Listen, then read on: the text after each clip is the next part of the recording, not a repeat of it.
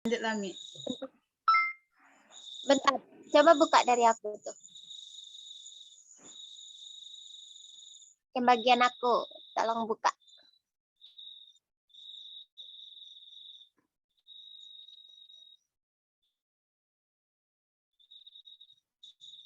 Teknisi bentar ya. Aku harus ini dulu. Teknis struktur tenaga laboran. Laboran adalah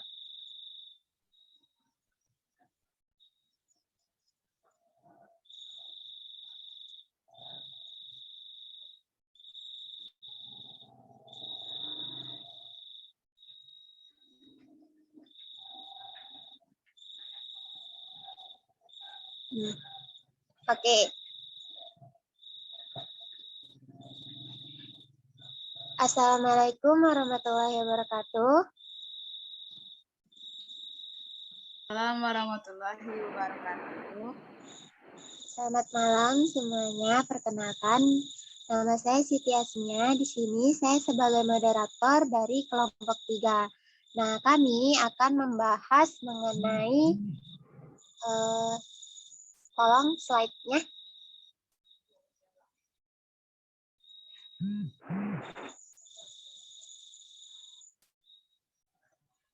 Nah, di sini kami kelompok 3 akan menjelaskan mengenai perencanaan penyediaan tenaga laboran, sarana, alat, dan bahan di laboratorium.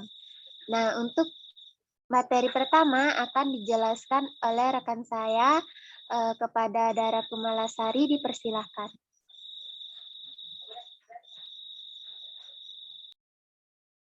Baik, terima kasih atas kesempatannya. Nah, di sini sebelum kita menjelaskan tentang perencanaan penyediaan tenaga laboran, kita akan mengetahui dahulu pengertian dari planning dan lain-lain sebagainya. Nah, planning atau perencanaan merupakan proses memutuskan kegiatan apa, bagaimana melaksanakannya, kapan, dan oleh siapa. Nah, perencanaan perlu dilakukan untuk menghindari kesalahan dalam melakukan tindakan sehingga menyebabkan kerugian bagi organisasi. Perencanaan merupakan sebuah proses pemikiran yang sistematis, analitis, logis tentang kegiatan yang harus dilakukan, langkah-langkah, metode, sumber daya manusia, tenaga, dan dana yang dibutuhkan untuk mencapai tujuan yang telah ditentukan secara efektif dan efisien. Perencanaan ini dimaksudkan untuk merencanakan konsep dari suatu laboratorium itu sendiri. Nah, secara umum dapat dikatakan bahwa perencanaan adalah suatu kegiatan yang dilaksanakan sebelum melakukan tindakan penyelenggaraannya, meliputi serangkaian keputusan termasuk penentuan tujuan, kebijaksanaan, membuat program, menentukan metode dan prosedur, serta menetapkan jadwal waktu pelaksanaan. Orang yang melakukan kegiatan perencanaan tersebut disebut dengan perencana atau planner, dan pernyataan dari suatu keinginan yang hendak dicapai disebut dengan rencana atau plan. Nah, laboratorium adalah suatu tempat percobaan dan penyelidikan yang dilakukan. Dalam pengertian sempit, laboratorium itu sering diartikan sebagai ruang atau tempat yang berupa gedung yang dibatasi oleh dinding dan atap yang di dalamnya terdapat sejumlah alat dan bahan praktikum. Nah, laboratorium IPA itu merupakan satu tempat menggali ilmu pengetahuan yang berusaha secara sistematis untuk memahami mengapa dan bagaimana manusia bekerja secara sistematis untuk mencapai tujuan dan membuat sistem kerjasama lebih bermanfaat. Adapun tujuan dari perencanaan laboratorium itu adalah untuk menghindari kesalahan dalam melakukan tindakan praktikum sehingga menyebabkan kerugian bagi sebuah laboratorium. Hal yang perlu diperhatikan dalam perencanaan laboratorium itu adalah perencanaan harus disesuaikan dengan tujuan dari laboratorium sehingga bisa menjamin mutu dari laboratorium tersebut, juga harus disesuaikan dengan jumlah siswa agar tidak berlebihan ataupun kekurangan. Kemudian juga memperhatikan dampaknya bagi semua orang, jangan sampai perencanaan yang dibuat malah merugikan orang lain. Saya kembalikan kepada moderator.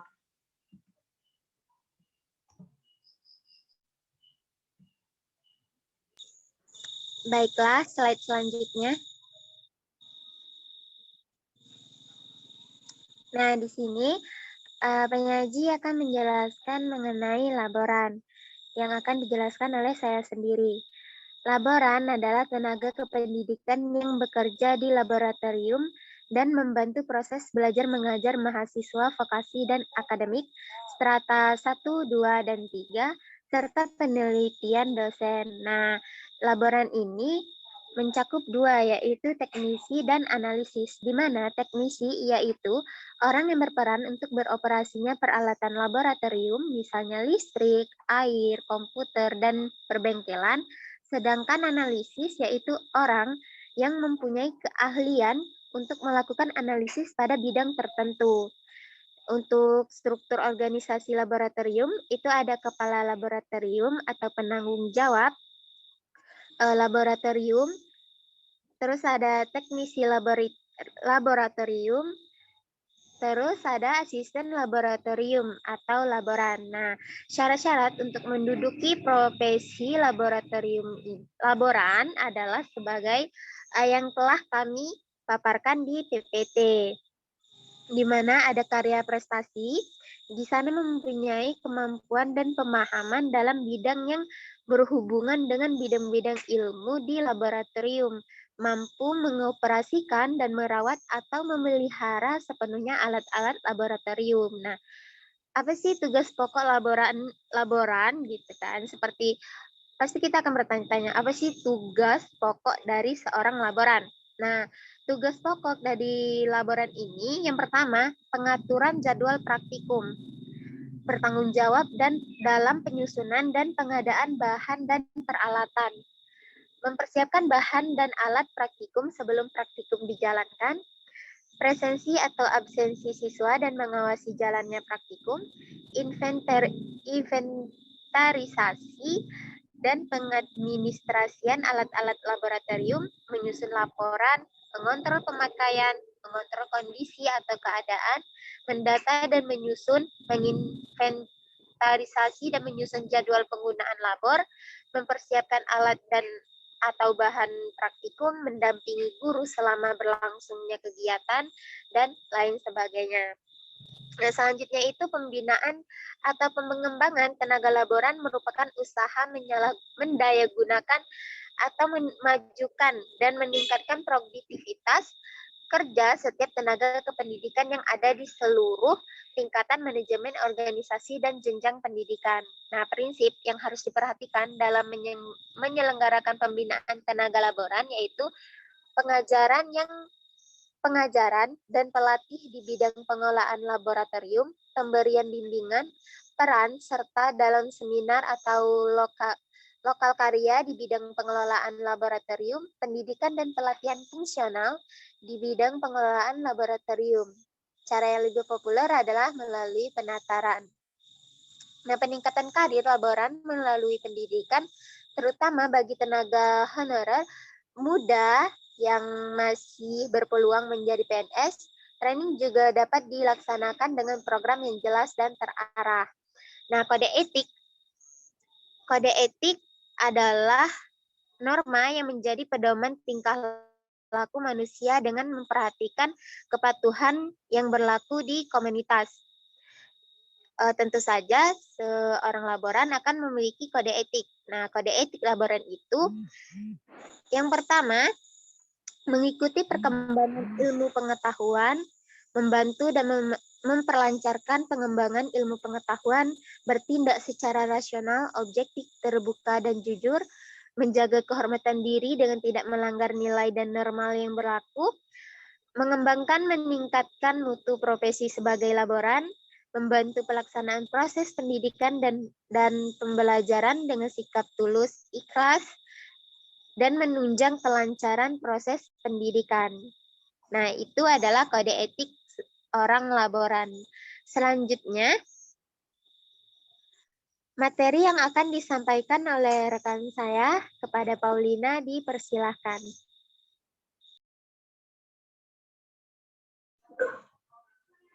Baiklah, di sini saya akan melanjutkan presentasi dari rekan saya, Siti Asmia, di mana nama saya Paulina Erika Manurung dengan NIM 062. Di sini saya akan menjelaskan tentang sarana, alat, dan bahan di laboratorium.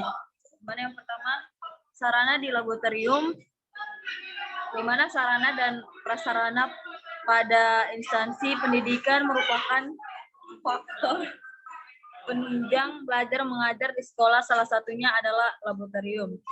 Jadi menurut Sutrisno pada tahun 2010, agar kegiatan proses pembelajaran di dalam ruangan praktikum dapat berjalan dengan baik, maka ruangan praktikum hendaknya memiliki fasilitas-fasilitas utama sebagai berikut. Yang pertama itu ada instalasi laboratorium, di mana instalasi laboratorium ini yang pertama ada instalasi listrik, di mana instalasi listrik ini yang pertama ada memberikan penerangan di semua ruangan laboratorium.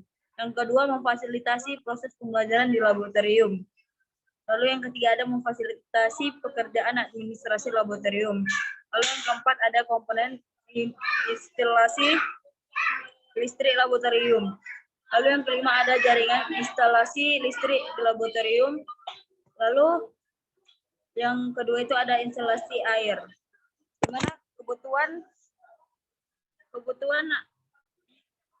instalasi air di laboratorium adalah untuk keperluan proses pembelajaran, yaitu eksperimen dan demonstrasi. Lalu yang kedua ada komponen instalasi air terdiri dari saluran air bersih dari sumber ke dalam laboratorium. Lalu yang ketiga, bak cuci dapat dipasang di bagian mangan yang memerlukan. Lalu ada instalasi gas, di mana dibutuhkan untuk percobaan yang menggunakan komponen atau pemanas bunsen, seperti untuk memanaskan air dan sebagainya. Lalu yang kedua ada dapat dibedakan dengan menggunakan tabung gas LPG. Lalu yang ketiga, perhatikan instalasi udara yang cukup di tempat yang tepat untuk membuang kotoran. Lalu fasilitas yang kedua itu ada fasilitas membler, merupakan meja dan kursi praktikum untuk siswa, kursi dan meja demonstrasi untuk guru, loker penelitian, tas, buku siswa, dan lemari penyimpanan alat-alat praktikum. Di mana fasilitas meja itu ada meja praktikum, ada meja demonstrasi, ada meja persiapan, lalu ada meja tulis untuk guru. Dan yang kelima ada lemari, di mana lemari ini ada lemari alat, ada lemari administrasi, lalu ada rak, di mana rak ini rak adalah lemari tanda dinding. Lalu alat-alat yang disimpan dalam rak ini biasanya adalah alat-alat yang memiliki kotak khusus. Lalu ada yang ketiga, rak dapat disimpan di ruang penyimpanan alat. Lalu yang ketiga itu ada fasilitas papan tulis dan mungkin layar untuk OHP atau overhead projector dan LCD atau liquid crystal display. Jadi itu dari fasilitas sarana dan prasarana di laboratorium. Lanjut. Selanjutnya itu saya akan menjelaskan tentang alat di laboratorium. Alat laboratorium kimia merupakan benda yang digunakan dalam kegiatan di laboratorium kimia yang dapat dipergunakan berulang-ulang. Contohnya itu alat laboratorium kimia itu ada pembakar spiritus, termometer, tabung reaksi, gelas kimia, gelas ukur, jangka sorong, dan lain-lain sebagainya. Lalu di sini ada beberapa hal yang harus menjadi pertimbangan dalam penataan alat, terutama cara penyimpanan, diantaranya yaitu yang pertama, kita harus memperhatikan fungsi alat, apakah sebagai alat ukur ataukah hanya sebagai penyimpan bahan kimia saja. Lalu yang perlu diperhatikan yang kedua itu ada kualitas alat, termasuk kecanggihan dan ketelitian atau alat. Lalu yang diperhatikan ketiga itu ada keperangkatan. Lalu diperhatikan selanjutnya ada nilai. Lalu yang kelima kualitas termasuk kelangkaannya. Lalu yang keenam itu ada sifat alat termasuk kepekaan terhadap lingkungan. Lalu yang ketujuh itu bahan dasar, penyusun alat. Lalu yang ke-8 ada bentuk dan ukuran alat. Lalu yang 9 ada bobot dan berat alat. Lanjut.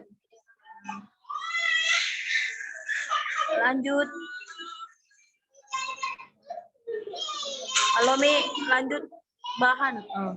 Oke. Selanjutnya saya akan menjelaskan tentang bahan di laboratorium. Jadi bahan kimia yang ada di laboratorium itu jumlahnya itu relatif banyak, seperti halnya jumlah peralatan. Di samping jumlah cukup banyak, juga banyak kimia dapat menimbulkan resiko bahaya cukup tinggi. Oleh karena itu, dalam pengelolaan laboratorium, aspek penyimpanan, penataan, dan pemeliharaan bahan kimia merupakan bagian penting yang harus diperhatikan. Lalu di sini ada hal umum yang harus menjadi perhatian dalam penyimpanan dan penataan bahan kimia, diantaranya ialah yang pertama ada aspek pemisahan atau segregation, lalu yang kedua ada tingkat resiko bahaya atau multiple hazards, lalu yang ketiga ada pelabelan, lalu yang keempat ada fasilitas penyimpanan, lalu yang kelima ada wadah sekunder, lalu yang keenam ada bahan kadaluarsa, lalu yang ketujuh ada inventarisasi, lalu yang terakhir ada dan informasi resiko bahaya. Jadi bahan-bahan yang ada di laboratorium itu ada contohnya seperti asam asetat, aseton, asetilen, logam alkali, amonia anhidros, amonium nitrat, anilin, bahan arsenat, brom, kalsium oksida, karbon aktif, klor dioksida, tembaga, dan lain-lain sebagainya. Mungkin hanya itu yang dapat saya sampaikan. Sekian dan terima kasih. Baiklah, kita lanjut ke sesi diskusi karena itulah tadi penampilan dari kelompok 3. Kepada teman-teman yang ingin bertanya, disilahkan.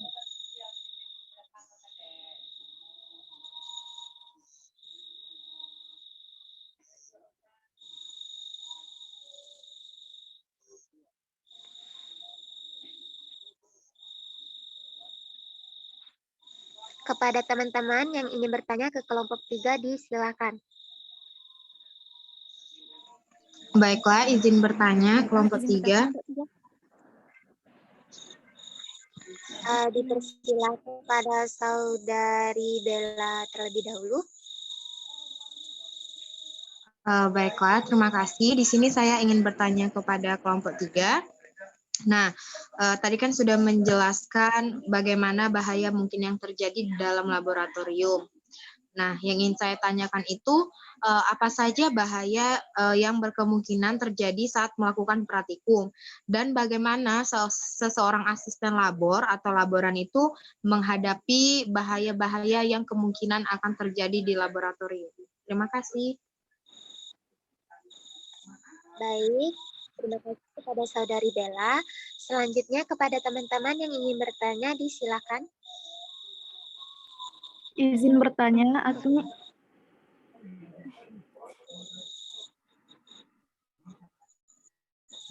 Ya, dipersilakan. Mohon maaf sebelumnya, kameranya off dikarenakan ada kendala. Nah, baiklah, di sini saya ingin bertanya. Nama saya Firda Utari, NIM A1C1181021, dari bertanya kepada tim penyaji. Nah, di dalam PPT kelompok penyaji kan sudah dijelaskan mengenai bahan yang ada di laboratorium. Nah, di sini yang ingin saya tanyakan itu, bagaimana cara mendapatkan lembar data keselamatan bahan. Baiklah, terima kasih. Saya kembalikan kepada moderator. Terima kasih kepada Saudari Firda.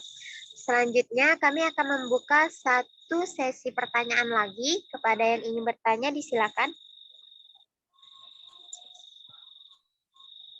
Izin bertanya, moderator. Disilakan kepada Saudari Ermawati.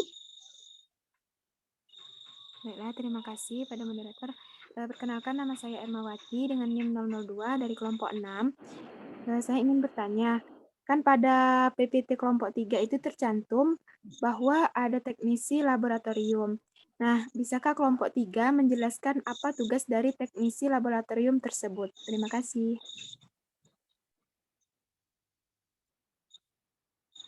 Baiklah, terima kasih kepada teman-teman yang sudah bertanya.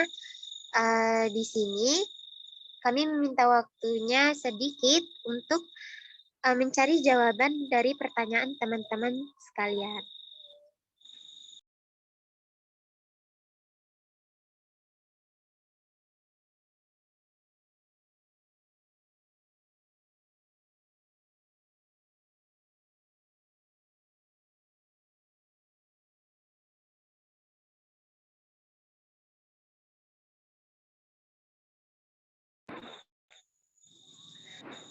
Baiklah, mengingat waktu pertanyaan dari yang pertama tadi dari Saudara Bella, nah mungkin akan bisa dijawab oleh penyaji. Untuk terlebih dahulu, pertanyaan Bella akan dijawab oleh Saudari Dara Kumalasari. Kepada Dara dipersilakan. Baik, terima kasih atas kesempatannya. Nah, seperti yang kita ketahui bahwa seorang asisten laboratorium itu harus mempunyai bekal kemampuan selain kompetensi hard skill dan juga ilmu serta pengalaman apabila terjadi dalam keadaan berbahaya. Nah, di sini potensi bahaya itu bisa dikelompokkan menjadi 4 macam. Di antaranya itu potensi bahaya biohazard atau bahaya biologis, red, kemudian ada fisik, radiasi, dan bahan kimia. Nah, untuk bahaya biohazard ini biasanya yang paling sering ditemukan adalah di laboratorium jurusan biologi, teknik lingkungan, dan teknik kimia. Nah, bahaya jenis ini dibagi menjadi 4 level. Yang pertama adalah bakteri virus sedikit ringan, seperti E. coli atau cacar yang berada di dalam sarung tangan. Kemudian ada bakteri virus ringan yang membutuhkan beberapa obat seperti hepatitis, influenza, dan demam berdarah.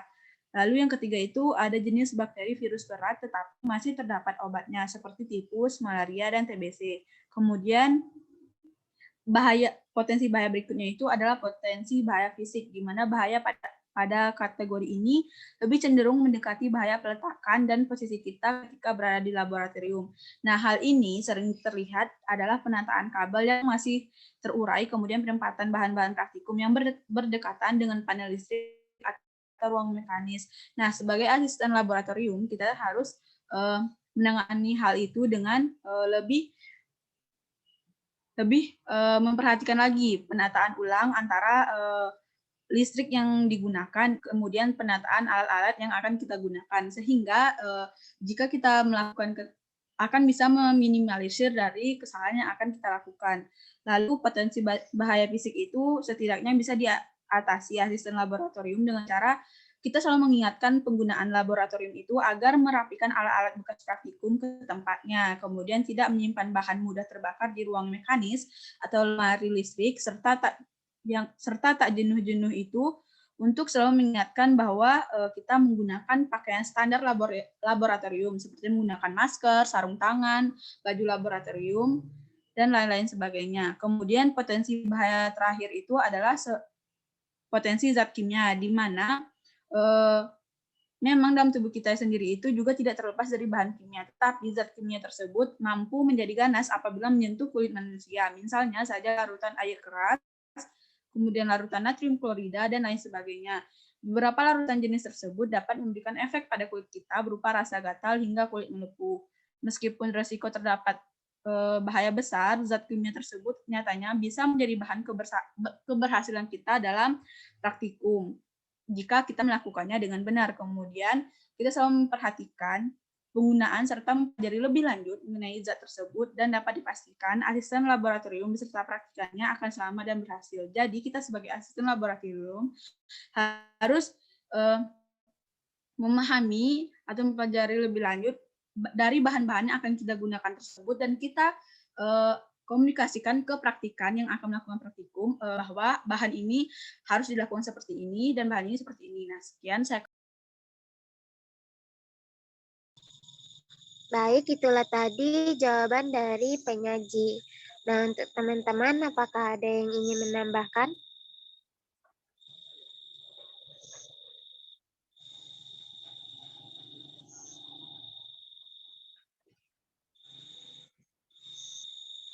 Sekali lagi kepada teman-teman, apakah ada yang ingin menambahkan?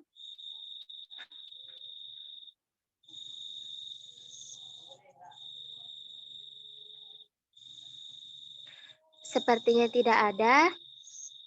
Bagaimana kepada Saudari Bella, apakah sudah terjawab pertanyaannya? Baik, terima kasih kepada kelompok penyaji yang telah menjawab pertanyaan saya. Intinya seorang laboran itu harus melakukan pengecekan bagaimana penataan setiap bahan-bahan, Mungkin terutama bahan. Kenapa? lanjut. Nah, jadi laboran itu harus sering melakukan pengecekan bahan-bahan, apakah tersusun dengan rapi atau tidak, lalu dan kondisi yang terjadi di laboratorium. Terima kasih kelompok penyaji. Baik. Oleh Saudari Paulina. Kepada Paulina disilakan. Baiklah, di sini saya Paulina akan menjawab pertanyaan dari Saudari Firda. Jadi tadi pertanyaannya bagaimana sih cara kita mendapatkan MSDS. Jadi cara mendapatkan MSDS ini yaitu yang pertama dengan cara MSDS ini biasanya kita dapat ketika membeli suatu bahan kimia berbahaya atau ada lalu yang kedua itu beberapa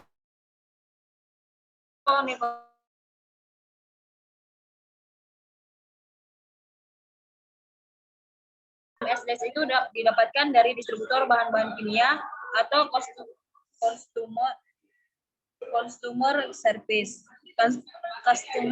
service. Perusahaan yang bergerak pada bidang usaha bahan-bahan kimia. Lalu cara yang keempat itu dengan cara MSDS itu didapatkan dari internet. Ada berbagai situs yang menyediakan informasi tentang MSDS termasuk software, buku daftar bahan-bahan kimia dari Merck atau industri kimia lainnya bukan merupakan MSDS. Buku-buku tersebut itu hanya membuat informasi praktis mengenai toksisitas dan sifat fisik dari bahan. Berdasarkan sumber MSDS di atas, cara termudah untuk mendapatkan saat ini adalah melalui internet. Kita ketahui bahwa dengan kita mencari di internet, kita dapat mendapatkan sesuatu yang ingin kita cari. Jadi pada internet itu ada ratusan situs tentang MSDS dan beberapa diantaranya dapat kita akses secara gratis. Mungkin itu saja yang dapat saya jawab. Saya kembalikan kepada moderator. Baiklah, terima kasih kepada Saudari Paulina. Untuk teman-teman yang lain yang ingin menambahkan, disilakan.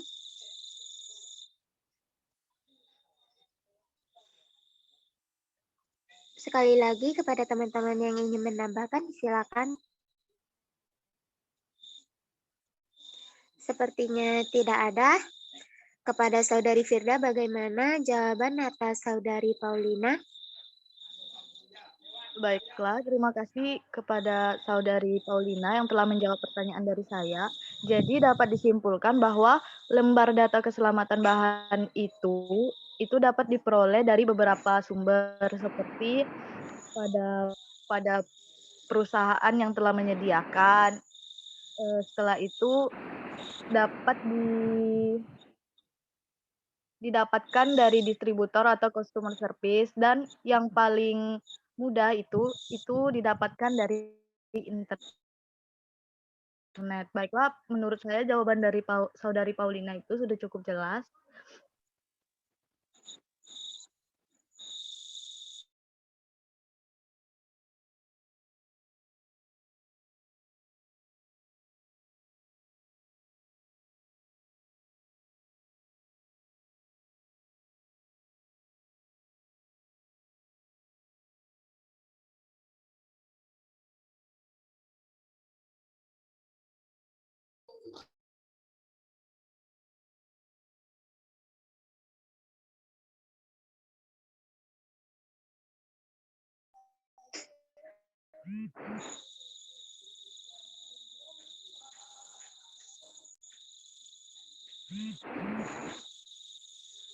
Baiklah,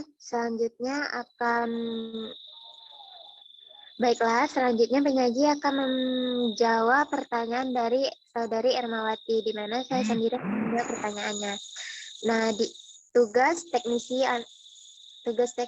antara lain itu memeriksa, mencatat, menginventarasi, dan mengevaluasi peralatan bersama-sama dengan kepala laboratorium dan dosen tertentu membuat petunjuk operasional penggunaan semua alat yang ada di lab.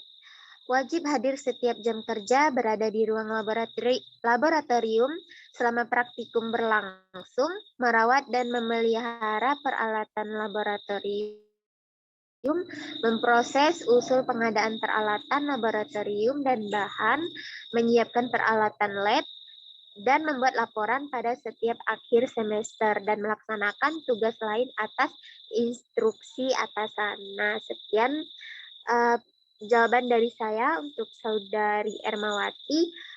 Untuk teman-teman yang lain, apa ada yang ingin ditambahkan? Sepertinya tidak ada yang ingin menambahkan. Baiklah, kepada Saudari Ermawati, bagaimana dengan jawabannya? Baiklah, terima kasih atas jawaban dari kelompok penyaji.